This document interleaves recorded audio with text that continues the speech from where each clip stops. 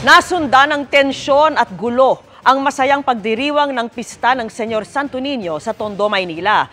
Dahil umano sa tamang hinala, ilang lalaki ang nagpaulan ng bote ng alak at upuan na ikinasugat ng di bababa sa 5. Ang nahulikam na gulo sa pagtutok ni Darlene Kai. Nagkakasiyahan ng mga residente ng Barangay 38, Tondo, Maynila dahil piyesta ng Santo Niño mag-aalas 11 kagabi. Sunod-sunod na nagdatingan sa Kagitingan Street ang ilang lalaking nakaasul na t-shirt. Ilang saglit pa, nagkagulo na. Isa-isang dumampot ng bote ng alak ang mga lalaki, saka ito pinagbabato sa mga residente sa kabilang bahagi ng kalye.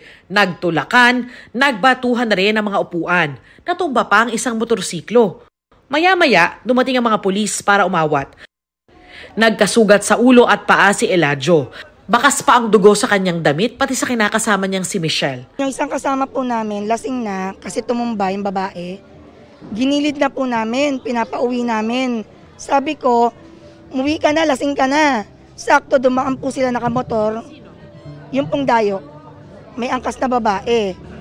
Inista pa po nila yung motor nila dyan sa kantong, salita niya. Bumalik. Sabi niya, sinong minura nyo? Sinong pinapauwi nyo? Sabi ko, teka lang, walang nagpapauwi sa inyo, di namin kayo kilala. Umalis daw ang motorsiklo, pero maya-maya, bumalik ang lalaki na may kasamang iba pa. Pinagbabanatan niya yung kapatid kong babae, tumumba na kami sa tindahan, gumitna na ako. Doon na raw sumaklolo sa kanya ang kanyang pamilya. Nanghamon po talaga. Kaya nung time ng bato na po sila, syempre umawat na po lahat. Ang problema, may kasama, nagpaula na po sila ng bote. Ang daming inosente na nadamay. Inundayan ako eh. Nagsasaksa ako dito eh. Ginanong ko siya eh. Tapos, kala ko pinalo lang ako kaya pumunta ako ron. Ang dami ng tulo ng dugo.